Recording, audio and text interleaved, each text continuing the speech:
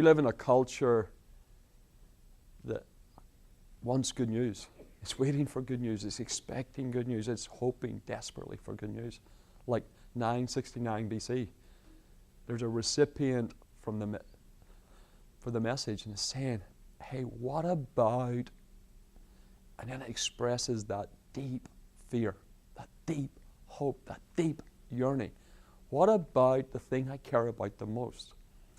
And here are the two messengers who arrived to King David. You had Ahimaaz, the consummate insider. This is a man who would later, if lore is right, if our history is understood right, he would become one of the great 12 in King Solomon's court.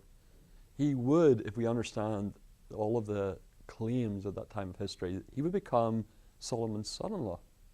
He would become an incredible insider in the family. He was at that time, through being the son of Zadok, an incredible insider. He was one of the few younger generation who had stayed with the older generation. He was a hero in the Civil War. He was a consummate insider, and he arrived with empathy. Hey, King, my friend, my father, I have a message for you. Victory happened today. What about the personal, the me, the individual personal dilemma of this conflict? Ahimaaz had all of the empathy he could possibly need, but no explanation for facts. See, Ahimaaz is the consummate insider. He had the empathy, the feelings to know, wow, I don't want to tell him Absalom died at the hand of Joab. That's just going to be devastating, and I understand as an insider how devastating that will feel. I have empathy. So I'm not going to have an explanation. Suffice it to say, victory is enough. And I want you to get this. King David said, hey, you stand right here beside me.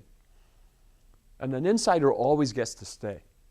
Empathy always earns you the right to stay beside the person you're delivering the message to. But then the next messenger arrives. Hey, the Ethiopian is the consummate outsider, the professional. And again, for the sake of the video who may not be professionals about the Bible, Lord, the Cushites were, in their time and place, the professional military people. The Ethiopian Empire was to remain for about 5 centuries the predominant military force in their world, in the known world at that time. They were the guys who could fight.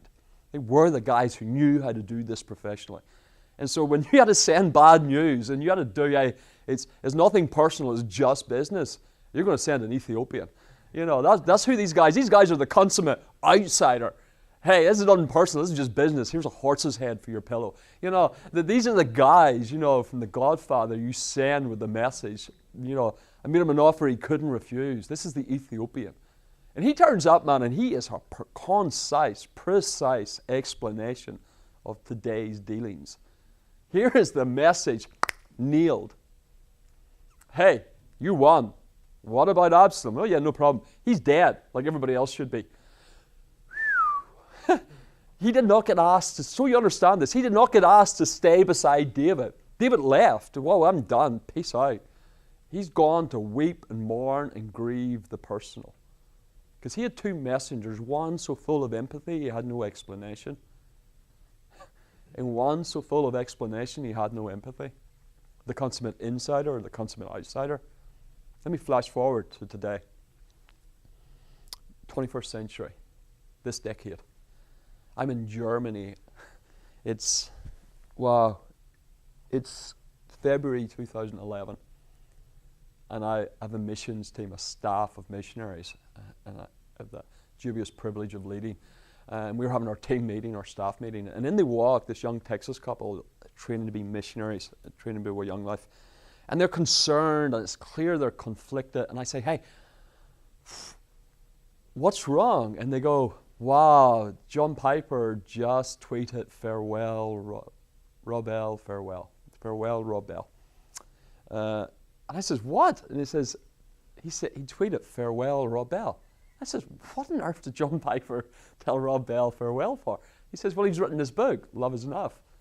And I says, Seriously, he wrote a book and now they're having a fight. And he says, yeah, it's all over the internet. It's this Jerry Springer-like dysfunctional family going hardcore without bodyguards. You know, it was like, wow, John Piper and Rob Bell are just going scratch each other's eyes out on the internet. And they have surrogates to do it for them when they're tired. You know, it was phenomenal. And I was like, I missed it. You know, like so much, I missed the YouTube moment. You know, like somebody has to come and say, Robert, this is happening. Look, you know, what do you think? And then, so I have younger people who do that for me, like Tanner. You know, and I was struck by how similar, there's nothing new under the sun. There's just nothing new under the sun. We live in an era where gender wars, generational wars, informational wars, theological wars, sociological wars, political wars, everything's extreme, everything's on polars. Nobody wants to find common ground. And even that's an extreme statement, because of course there are some people who claim to be. I'm the right one. I'm in the middle. I have balance. And what you found in the Rob Bell and John Piper controversy was almost exactly Ahimaaz and the Ethiopian as messengers. Rob Bell, the consummate insider, the trusted family friend, full of empathy for those outside, full of feeling for those abandoning the traditional generational church model, full of empathy for how it feels to be exiled, how it feels to be isolated, how it feels to be misunderstood, full of empathy, but clearly lacking some explanation, some clarity in the explanation of the facts. And then you have John Piper. Man, whatever your theological position, you know, and the nuance of how we can express doctrine, John Piper really has his explanation down pat. He's the Ethiopian of theology, man. He's going to put the horse's head on your pillow for you. It's just business. You know, here are the facts. This touchy-feely Rob Bell feelings, farewell. And Rob Bell's arguing back, hey, if you actually knew these people, you'd have some empathy instead of only an explanation. And they're both claiming to deliver the good news to a recipient who has this question. What about the young man Absalom?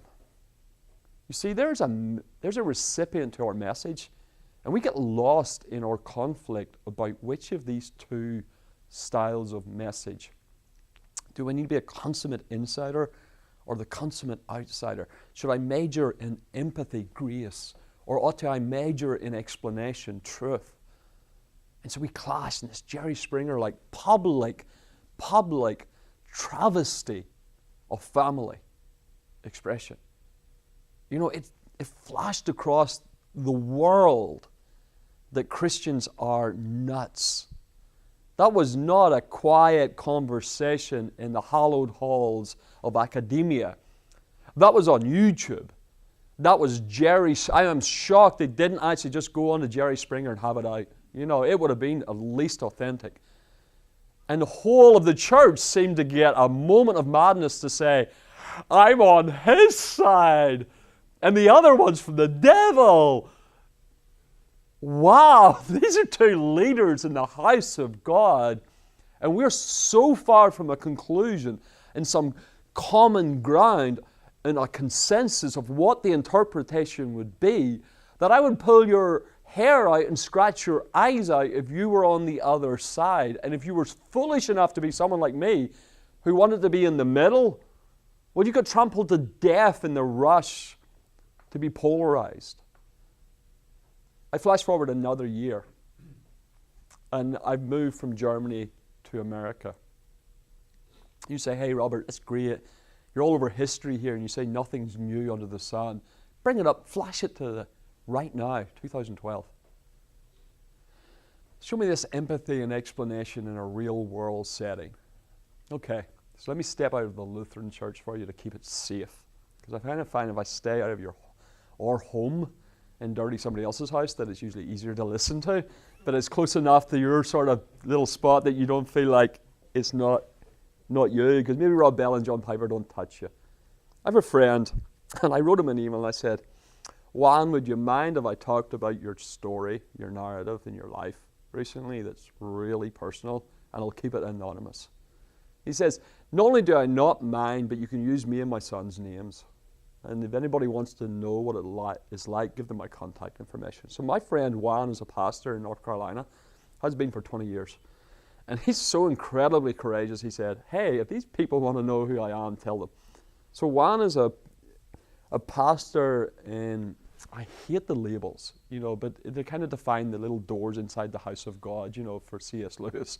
This is the house, this is the room of charismatic, this is the room of LCMS, this is the room of the slightly less Lutheran, ELCA. Whatever way you want to say that, we do this humor one another, defining one another, trying to box each other in as much as possible. So he's in the room of the charismatic, the Pentecostal. And for 20 years as a pastor of that movement that is very much about empathy, very much about feeling, in many ways, expressing the experience of the Spirit of God, he wanted to be hard on the explanation, the facts of doctrine, the facts of theology. And so each year he would set out, hey, these are the truths we hold dear. This is our common confession. And each year, one of the great controversies in the last 20 years has been sexuality, identity in our sexual expression, in action and feeling. And so he would of course look at homosexuality, and he would take Romans 1 and he would just nail the explanation. He says, hey, here is what it says. It's not that was then, this is now. Oh yeah, the other 5 passages you can play with, but